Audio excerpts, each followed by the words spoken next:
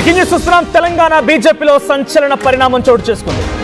బండి సంజయ్, ఈటెల రాజేందర్ ఇద్దరు కూడా కీలక భేటీ జరుపుతూ ఉన్నారు. అయితే ఎంపీ లక్ష్మణ్ ఇంట్లో ఈ ఇద్దరు నేతలు భేటీ అవుతున్నారు. సో ప్రస్తుతానికి ఎంపీ లక్ష్మణ్ నివాసంలో ఈ భేటీ జరుగుతోంది. నేతల ఈగోలు పక్కన పెట్టి పార్టీ గురించి ఆలోచించాలన్నట్టుగా అభయ్ పటేల్ అండ్ ఎంపీ లక్ష్మణ్ సమక్షంలో ఈ చర్చలు జరుగుతున్నట్టు తెలుస్తోంది. So as of now Bandi Sanjay, Etela Rajender మధ్య ఈ చర్చలు జరుగుతున్న పరిణామాలు చూస్తూ ఉంటే గత కొన్ని రోజులుగా ఇద్దరి మధ్య వైరం చాలా తీవ్ర స్థాయికి రాజుకుంది. ఏకంగా ఒకప్పుడు హుజూరాబాద్ నియోజకవర్గంలో 4 సార్లు 5 సార్లు ఎమ్మెల్యేగా ఉన్నటువంటి ఈటెల రాజేందర్ని కనీసం హుజూరాబాద్ నియోజకవర్గంలో ఇప్పుడు అడుగు పెట్టడానికి కూడా ఆలోచిస్తూ ఉన్నారు. ఎందుకనంటే అక్కడ ప్రస్తుతం పార్లమెంటేరియన్గా ఉన్నారు బండి సంజయ్.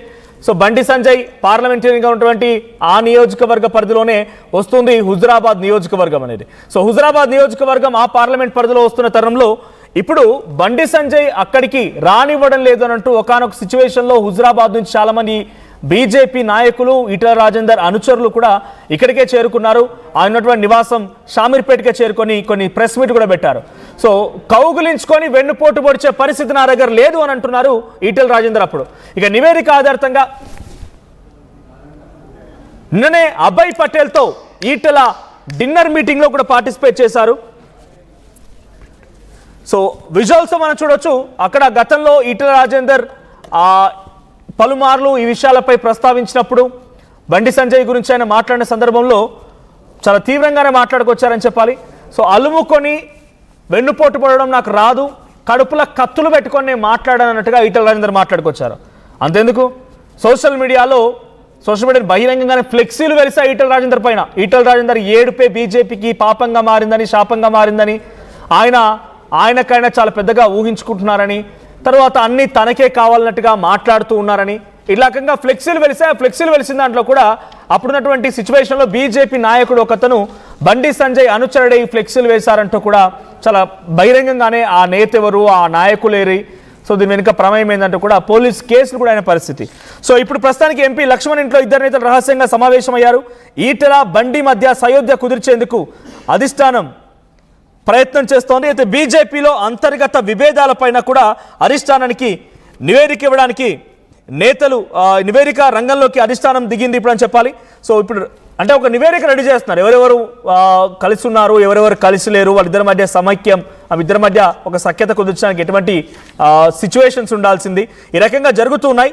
సో రాష్ట్ర వ్యాప్తంగా తిరగడం లేదంటూ ఈటెల చెప్తూ ఉన్నారు. తనపై తరచూ హైకమాండ్కి ఫిర్యాదులు చేస్తున్నారని బండి సంజయ్ కూడా కొంత ఆందోళన వ్యక్తం చేస్తున్నారు. సో కీలక పదవులు అప్పగించాలని కోరుతున్న నో యూజ్ అన్నట్టుగా ఈటెల చెప్తూ ఉంటే తనకి బాధ్యతలు ఇచ్చినా ఇవ్వకపోయినా ఈ రకంగానే ఉంటారన్నట్టుగా బండి సంజయ్ చెప్తున్నారు. సో అభయ్ పటేల్, ఎంపీ లక్ష్మణ్ సమక్షంలో చర్చలు జరుగుతున్నాయి. బండి సంజయ్ ఈటెలతో ఉమ్మడి చర్చలు జరుపుతూ ఉన్నారు. నిన్ననే అభయ్ పటేల్తో ఈటెల డిన్నర్ మీటింగ్ కూడా జరిగింది. దీనికి సంబంధించి మరి డీటెయిల్డ్ అప్డేట్స్ ప్రతినిధి శ్రీధర్ అందిస్తారు. శ్రీధర్, సో లక్ష్మణ్ నివాసంలో రహస్యంగా సమావేశం జరుగుతోంది. అభయ్ పటేల్, లక్ష్మణ్ ఇద్దరు కలిసి నేతల మధ్య సఖ్యత కుదిర్చే ప్రయత్నం చేస్తున్నారు. ఎటువంటి ప్రయత్నాలు జరుగుతున్నాయి? ఈ ప్రయత్నం ఎంతవరకు సఫలీకృతమయ్యే అవకాశం ఉంది?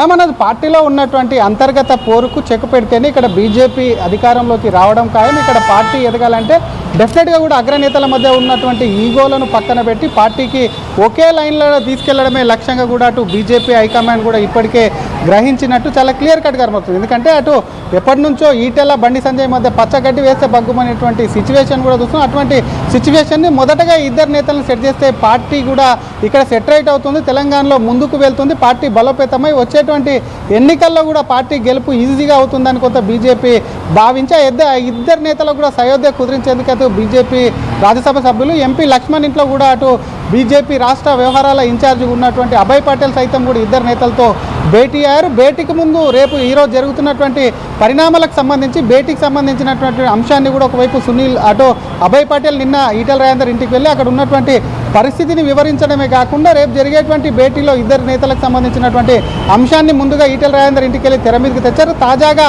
లంచ్ మీట్ పెట్టి అది కూడా ఎందుకంటే ఇక్కడ ఉన్నటువంటి మీడియా హడావిడి లేకుండా రహస్యంగా భేటీ కావాలని నిర్ణయించుకున్నారు. దానికి ఒక సీనియర్ నాయకుడు నివాసం కావాలి కాబట్టి అందులో భాగంగానే రాజ్యసభ ఎంపీగా ఉన్నటువంటి లక్ష్మణ్ యొక్క నివాసాన్ని ఎంచుకున్నారు. అటు ఊరికి అవతల ఉంటుంది కాబట్టి ఆ నివాసానికి కూడా ఇప్పటికటు ఈటెల రాజేందర్, బండి సంజయ్ కూడా ఇప్పటికే చేరుకున్నట్టు సమాచారం. మరొక పక్క వారే కాకుండా అటు లక్ష్మణ్ సమక్షంలో జరిగేటువంటి ఈ భేటీ అభయ్ పటేల్ ఇద్దరు నేతలకు ఎవరి వాదన ఏంటి, ఇద్దరి మధ్య సఖ్యత కుదుర్చాలన్నప్పుడు వారి వాదన వినిపిస్తారు, సహజంగా వాళ్ళ యొక్క అభిప్రాయం కూడా తీసుకుంటారు. సో అభయ్ పటేల్ లక్ష్మణ్ ముందు ఈటెల ఉంచినటువంటి డిమాండ్స్ ఏంటి, లేకపోతే ఆయన అభిప్రాయం ఏంటి, బండి సంజయ్ ఏం చెప్తున్నారు, ఆయన ఒపీనియన్ ఎలా ఉంది, ఈటెలకు వ్యతిరేకంగా ఆయన ఏం మాట్లాడుతున్నారు? డెఫినెట్గా వారి డిమాండ్స్ కూడా ఇందులోకి వచ్చేటువంటి అవకాశం ఉంది. ప్రధానంగా ఈటెల రాజేందర్కి సంబంధించినటువంటి హుజూరాబాద్కు సంబంధించి ఎప్పటికప్పుడు ఈటెల వెళ్తూ హుజూరాబాద్కి వెళ్ళినప్పుడే ఈటెల సమస్యగా అక్కడికే బండి సంజయ్ నిత్యం కూడా టూర్లు పెడుతుంటారు. ఈటెల వెళ్ళినాడే బండి సంజయ్, బండి వెళ్ళినాడే ఈటెల రాజేందర్, వీళ్ళు ఇద్దరు వెళ్తున్నారు కాబట్టి దానికి ముందస్తుగా చెక్కు దానికి సంబంధించి, ఎందుకంటే అటు కరీంనగర్ పరిధిలో హుజూరాబాద్ వస్తుంది కాబట్టి హుజూరాబాద్కు సంబంధించి కూడా కొంత డిస్టర్బెన్స్ అయ్యే అవకాశం ఉంటుందని ఈటెలను అక్కడ బండి సంజయ్ వర్గం కూడా కొంత ఇంపార్టెన్స్ ఇవ్వట్లేదు. కాబట్టి ఈ విషయానికి సంబంధించి ప్రధానంగా మరొక వైపు వచ్చేటువంటి జిహెచ్ఎంసీ ఎన్నికల్లో ఇప్పటికట్టు బండి, ఎందుకంటే మొన్న జరిగినటువంటి మున్సిపల్ ఎన్నికల్లో కరీంనగర్లో ఎక్కడ కూడా బండి సంజయ్ ఈటెల రాజేందర్ను అడుగు పెట్టనివ్వలేదు. జరిగినటువంటి పంచాయతీ ఎన్నికల్లో సీట్లు ఇవ్వలేదు. మొన్న జరిగినటువంటి మున్సిపల్ ఎన్నికల్లో ఈటెల రాజేందర్ వర్గానికి సీట్లు ఇవ్వలేదు కాదు. ప్రధానంగా వీరిద్దరి మధ్య ఉన్నటువంటి వారికి ఉన్నటువంటి సమస్య ఏంది అన్న దాని మీద కూడా దృష్టి పెడుతుంది. పార్టీలో ఉన్నాక అందరూ కలిసి ముందుకు వెళ్ళాలన్నది చూపిస్తుంది. కానీ ఎవరు డిమాండ్స్ ఆర్ మీరు అన్నట్టుగా మనోజ్, ఈటెల రాజేందర్కు ఉన్నటువంటి డిమాండ్స్ ఏంటి, గతంలో చూసాం టికెట్స్కి సంబంధించినటువంటి వ్యవహారంలో. ఎందుకంటే బండి సంజయ్ అధ్యక్షుడిగా ఉన్నప్పుడు ఈటెల రాజేందర్ చేరారు. బై ఎలక్షన్లో కూడా హుజూరాబాద్ నుంచి ఎమ్మెల్యే కూడా ఈటెల రాజేందర్ కూడా గెలుపొందారు. అటు అధికార పార్టీని కూడా ఢీకొట్టి గెలిపారు. ఆ తర్వాత జరిగినటువంటి కొన్ని పరిణామాలు, ఆ తర్వాత ఎవరి వర్గం వాళ్ళే అని విడిపోయారు. ఆ తర్వాత జరిగినటువంటి పరిణామాల్లో ఎమ్మెల్యే టికెట్ల దగ్గర ఇద్దరు నేతలకు ఈగే వచ్చింది. ఇద్దరు నేతలు కూడా ఒకే జిల్లాకు చెందిన వారు కావడం, ఇద్దరు నేతల మధ్యలో కూడా పంచాయతీ అనేది ఇంకా పెరిగింది. టికెట్ల ఇష్యూకి సంబంధించి కూడా రాను ఆ గ్యాప్ అనేది కూడా పెరుగుతా పోతుంది. గతంలో చూసాం బండి సంజయ్ని అధ్యక్షుడు చూసినప్పుడు తీసేసినప్పుడు కూడా కొంతమంది వెళ్ళి కంప్లైంట్ ఇస్తున్నారన్న ఇష్యూ ఏదైతే ఉందో నేరుగా ఈటెల రాజేందర్ని కూడా ఒకవైపు బండి సంజయ్ అని చెప్పి కూడా పెద్ద ఎత్తున ప్రచారం జరిగింది. కాబట్టి వీటన్నిటి వీళ్ళిద్దరు మధ్యలో ఉన్నటువంటి సమస్యలు కానీ వాళ్ళిద్దరి మధ్యలో ఉన్నటువంటి పంచాయతీ ఏదైతే ఉందో అది ఇద్దరి నుంచి కూడా ఒకవైపు కూడా అదే హైకమాండ్, ఆ హైకమాండ్ నుంచి వచ్చినటువంటి ఇక్కడ ఉన్నటువంటి బీజేపీ తెలంగాణ ఇన్ఛార్జిగా ఉన్నటువంటి అభయ్ పటేల్ కూడా ఇద్దరు నాయకుల యొక్క సమస్యలు కానీ వారికి ఉన్నటువంటి పంచాయతీలకు సంబంధించినటువంటి వినిదానికి ఒక్కటువంటి మార్గం సుగం చేసి వాళ్ళిద్దరి మధ్యలో పంచాయతీ తెంపేందుకు కూడా ఇది ఒక మంచి మార్గం అని చెప్పాలి. బీజేపీకి సంబంధించి ఇప్పటికే ఎందరో నేతలు మాట్లాడుతుంటారు, వెళ్తుంటారు. కాబట్టి ఎంతమంది నేతలను ఎంతున్నా సరే ఈటెల వర్గమా బండి వర్గం అనేది కూడా కొంత చర్చ జరుగుతుంటుంది. కాబట్టి ఈ విషయానికి సంబంధించి మరి భేటీలు అయితే పాల్గొన్నారు. ప్రధానంగా కూడా డిమాండ్స్ చేశారు ఇద్దరు నేతలు.